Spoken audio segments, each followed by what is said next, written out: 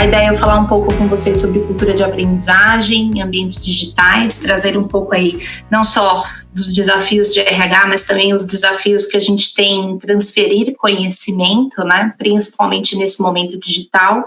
E eu quero trazer também um case, que foi um super desafio que a gente teve aí para fazer bem do início da nossa pandemia, tá? Bom, antes de chegar no case, eu quero contextualizar um pouco vocês.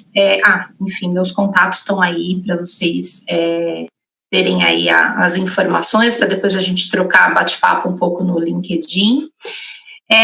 Antes da gente contextualizar e eu contar um pouquinho para vocês o case, eu quero já fazer uma provocação aqui. A gente fala muito desse processo de lifelong learning, né, onde a gente tem que ser o protagonista pelo nosso aprendizado, que a gente tem que ser o protagonista pelo nosso próprio desenvolvimento, e aí eu trago um pouco, né, do pensamento também das organizações, o quanto as organizações também não precisam criar ambientes e mecanismos para criar esse business social long learning, né, para que a gente também possa aprender dentro do nosso dia a dia, para que a gente possa também trazer aí novos aprendizagens e compartilhar aí o nosso conhecimento também dentro do nosso dia a dia. É o que a gente chama aí de cultura de aprendizagem, que não necessariamente hoje a aprendizagem, treinamento, ele é responsabilidade do RH ou responsabilidade de uma sala de aula ou de um treinamento. Cultura de aprendizagem é quando a gente cria ambientes diversos aí, né? Então, saem da sala de aula. Então, são aqueles... É o próprio café, às vezes, né? Quando a gente está aí presencial, mas também são aquelas reuniões onde a gente tem trocas, as nossas dailies que a gente faz, os nossos próprios projetos, né? Então, são os desafios que a gente tem no dia a dia, as práticas que a gente tem. Então, isso é o que a gente chama de cultura de aprendizagem, e é o que cada vez mais vai seguir como tendência aí dentro do RH e dentro de tudo que a gente fala de transferência de conhecimento. Então, o que as empresas precisam cada vez mais instaurar, né? Essa aprendizagem contínua. Antigamente a gente falava muito de um treinamento ou de processos de aprendizagem até mais massificados, né, onde a gente pegava um conteúdo e conseguia transferir para várias áreas. Agora não, agora a gente tem que olhar para a pessoa, né, para o desafio dela, para aquele olhar mais individualizado que ela tem em termos de competências a serem desenvolvidas. E aí o ambiente de aprendizagem on the job, né, a gente tem cada vez mais, a gente é desafiado aí, a gente compete aí em termos de aprendizagem com tudo que a gente tem aí de mecanismos digitais. Bom, aqui eu faço uma outra brincadeira com vocês, que assim como o Ágil, ele tem aí os DevOps, que foi, acho que um dos grandes sucessos de unir os desenvolvedores com a operação. Aqui a gente faz uma provocação para o RH, né, de trabalhar com os DevWorks. O quanto a gente consegue conectar a gente ou os profissionais de RH com o que está acontecendo lá no negócio, né? Então, a gente tem que trabalhar juntos. Então, cada vez mais as aprendizagens, elas precisam ser autodirigidas, elas têm que ser pontuais, né? Então, o que eu vou trabalhar nas próximas semanas, ou qual que é o meu próximo projeto que eu preciso fazer, que tipo de aprendizagem eu preciso ter agora, né? Então, é conectar com o desafio real.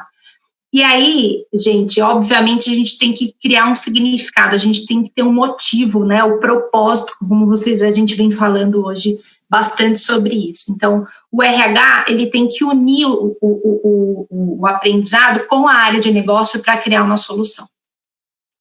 Bom, quando a gente traz aí um pouquinho, né, dos desafios da aprendizagem em ambientes digitais e presenciais, porque eu acho que apesar da gente ter a necessidade de adaptar, né, todo o nosso conteúdo teórico para um treinamento digital, os desafios de aprendizagem, eu entendo que são basicamente os mesmos, né? Então, a gente tem que ter engajamento das pessoas, do público, né? Então, eu posso estar aqui fazendo várias coisas, mas eu quero que vocês fiquem nesses 10 minutos comigo, né? Então, assim, os artefatos visuais, o engajamento, o meu tom de voz, enfim. Então, esse envolvimento e participação das pessoas, que é até uma réplica para ver se está funcionando ou não, E se no final desses 10 minutos e no final aqui de todo o processo de aprendizagem, vocês vão sair com alguma coisa, com conteúdo fixado. Então, não é só em ambientes digitais, mas também em ambientes presenciais. Esses são alguns dos grandes desafios que a gente tem quando a gente fala de conhecimento, de treinamento e de aprendizagem.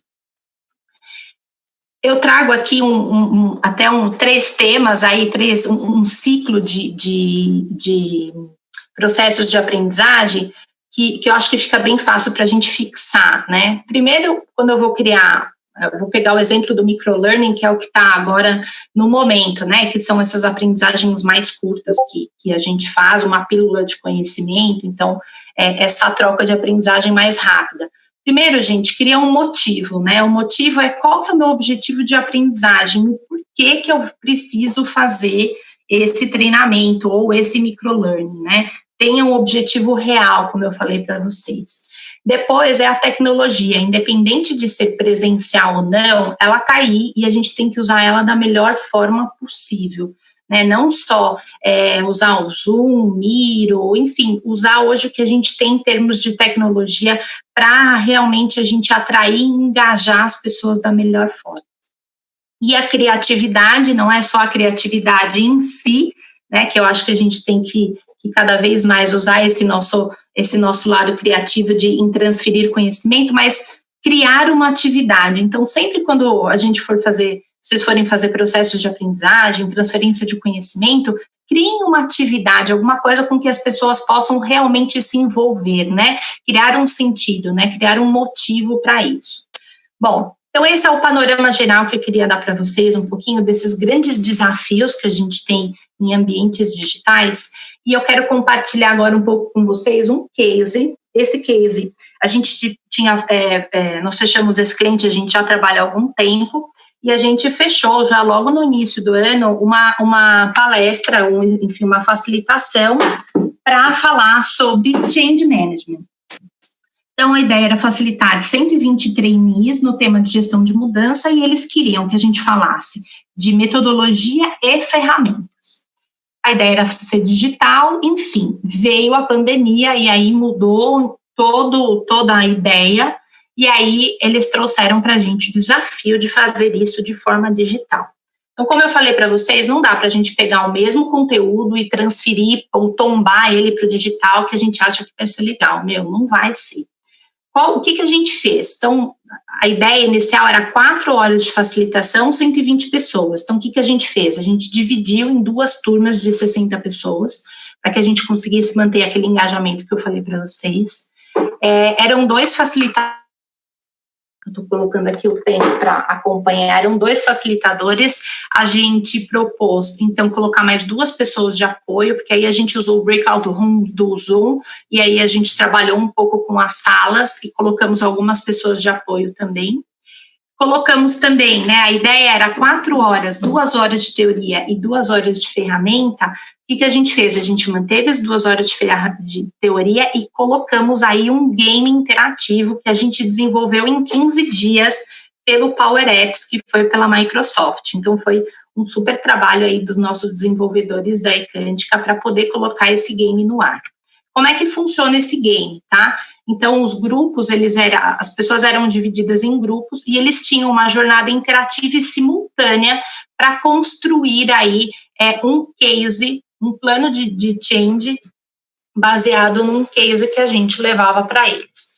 Então, eles percorriam aí todo o conteúdo teórico que a gente passou de forma prática, eles recebiam esse desafio, né, de construir o plano de change da sua organização baseado nesse case, eles só conseguiam avançar o tabuleiro construindo um consenso de cada grupo.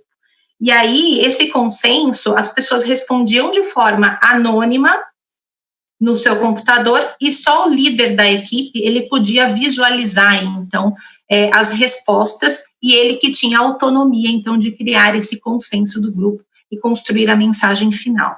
tinha tempo para isso, tinha quiz também, para que as pessoas pudessem fazer referência com a prática e a teoria, e no final, quando a gente construía o pitch de aprendizagem, eles tinham essa visão consolidada, esse canvas. Então, foram 2 horas, na verdade 4, né? 2 de aprendizagem teórica e 2 de aprendizagem super prática, onde as pessoas podiam efetivamente aprender aquilo que eles tinham, colocar em prática aquilo que eles tinham aprendido.